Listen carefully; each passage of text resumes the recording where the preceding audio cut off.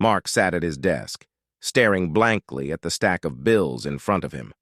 His mind was elsewhere, consumed by a growing sense of unease that had been gnawing at him for weeks.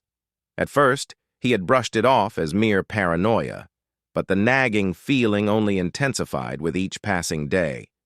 It started with small things: a missed phone call, a suspicious text message, a faint scent of perfume on his jacket. Mark's mind began to spin with worst-case scenarios, but he couldn't shake the feeling that something was off. As he delved deeper into the mystery, a name kept popping up: Ella, his wife's secretary. They had hired her 6 months ago, and at first Mark had thought she was just another faceless employee. But there was something about her, a quiet confidence, a knowing glint in her eye that made him feel like he was missing something. The final straw came when he stumbled upon an email on Ella's work computer. It was a conversation between her and someone named Richard, his boss at the company. The words "midnight meeting" and "can't wait to see you" sent a chill down Mark's spine. Mark's heart racing, he quickly saved the email and shut down the computer. He felt like he was trapped in a nightmare, unable to wake up. He knew he had to confront Ella, but a part of him was terrified of what he might find. As he walked into their bedroom, he could feel his wife's presence, like a palpable force that made his skin crawl.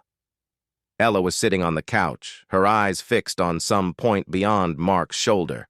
She didn't flinch when he entered, didn't acknowledge him in any way. "Who is it?" she asked finally, her voice flat and detached. "Ella," Mark replied, his voice low and even. "I know what's going on." Ella's eyes flickered to his, a flash of guilt that was quickly extinguished.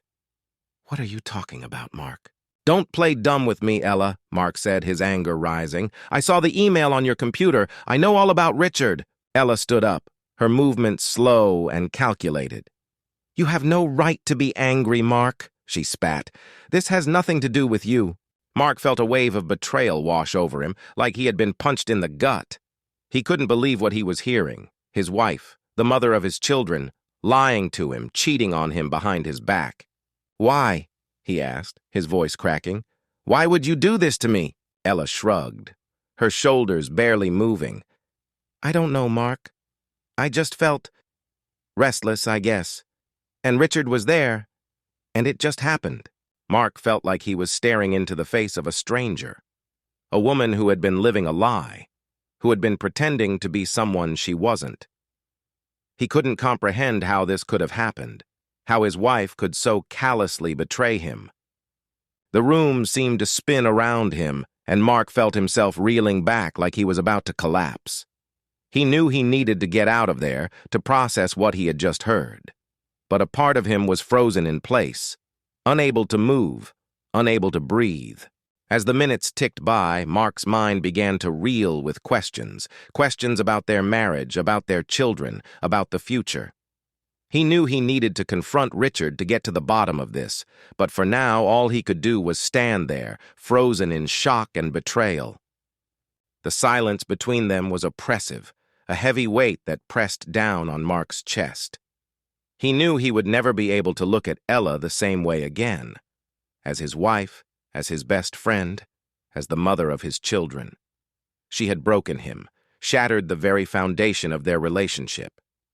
As the minutes ticked by, Mark slowly turned and walked away, leaving Ella sitting on the couch, her eyes fixed on some point beyond his shoulder. He knew he would never be able to forgive her, not now, not ever.